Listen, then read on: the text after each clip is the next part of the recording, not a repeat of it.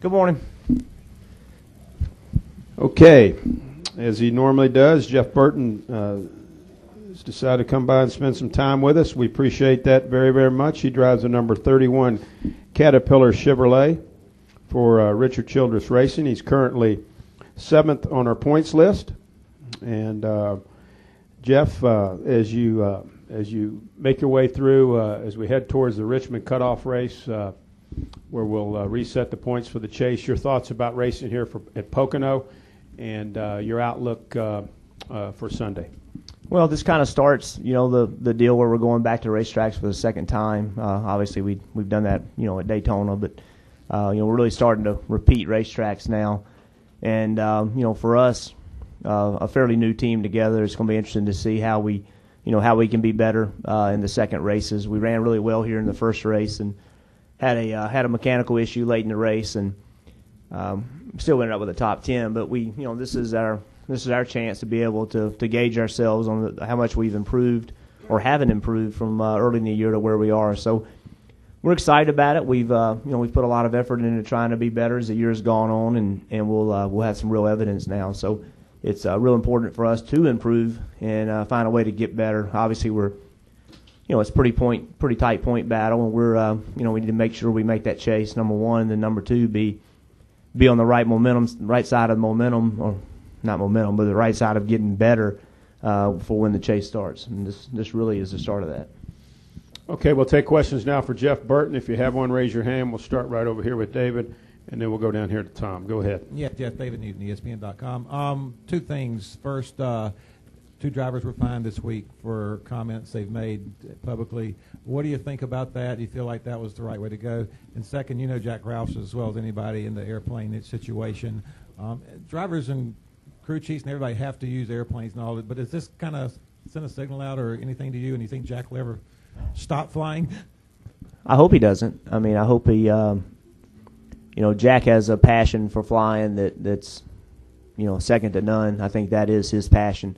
Obviously has a passion for racing, but I think when he's flying, it's he's the driver, he's the guy in charge, and he has a real passion for flying and for airplanes and the history behind it, and I certainly hope he continues flying, and I certainly hope his health continues to improve, and he and Brenda both, for that matter, they've both been very good to me, and they're good people and been good for the sport, and it is it does make you think about, your vulnerability and your, what we do as far as flying is we fly a lot and it's dangerous. And, Jack's a very, very, very good pilot. He's not, I think it's easy to say, well, he doesn't fly for an airline, so maybe he's not a great pilot. But let me tell you, he takes a lot of pride in being a great pilot. And I've flown with Jack a lot, and I'd fly with him again today. But, it's sad to see what he's going through, but he's tough, and he'll be okay. As far as the fines, it's hard for me to comment on. I don't know what they got fined for. So, what do I say? I think there's an appropriate place and time to say what you feel. I think one of the great things about our sport is the ability to show your emotion and to show how you're feeling. And I think we need to keep that. There is a line where we cross where we're not being productive, we're just being negative, and I think we need to be careful with that. But without truly understanding what comments were made and what the fines were, it's hard for me to make comment about it. Next question. Go ahead, Tom. And then we'll go to Reed. Tom Bowles, SI and FrontStretch.com.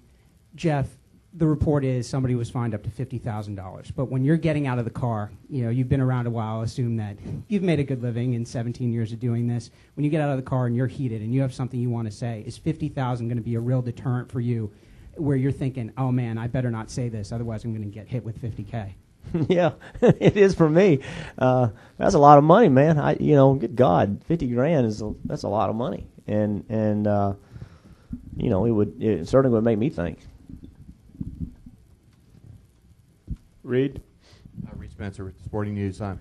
Back to what you just said, though, isn't it a problem that you don't know what they got fined for? I mean, well, I don't know where the line is. In other words, I don't know who the drivers are. I've heard speculation, as I'm sure you guys have too. I don't think there's an official release about who the drivers were.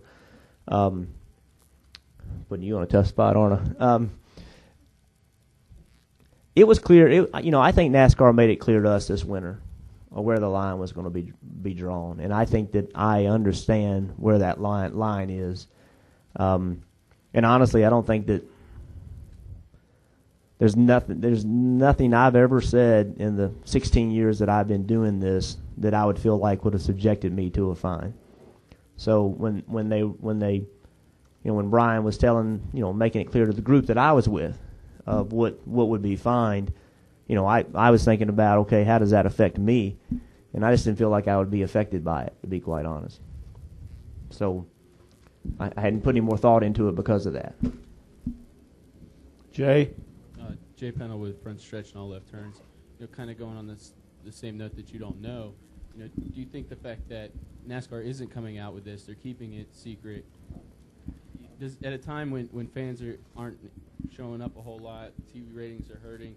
I was talking to fans this week, and they were almost more upset that they tried to keep this secret than they actually find the drivers outright. So do you think that hurts NASCAR trying to keep this secret? Do you think they should come out and tell people what's going on? It's an interesting dilemma when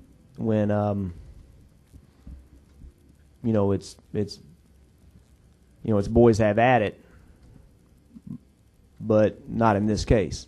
And I think the fans want to know what's going on. I don't know. Again, I don't have a problem with NASCAR, telling us, why air out things in the public that you can come in the trailer or you can go to Daytona or go to Concord and have a conversation about and be productive and make something happen, versus just getting on the television and ranting about something that is a complicated issue, but the case you're presenting makes it sound like it's real simple, and NASCAR is just out to get you. And there's two different philosophies of how to go about making things better. The ultimate goal for NASCAR is to make this the best racing in the world. And, that's one thing that I have always had a lot of respect for them, is that's what they're trying to do. They're trying to move the ball forward to make this the best racing in the world. And when there have been some incidences over the years that, people handle themselves in a way that isn't productive. It's not to say you shouldn't tell the fans the truth, but you should be working behind the scenes on the ugly, trying to make it pretty, and rather than just complaining about it. And so it's a fine line. It's one of the things that's every system has its flaws. I mean, this is in my mind is a benevolent dictatorship. It needs to be a dictatorship. The participants really don't deserve a vote, because we've seen in other sports when the participants have a vote how screwed up it gets. So when NASCAR is going to be the one that's making the final decision, they're going to have decisions that they're difficult to make. And, it's part of the system.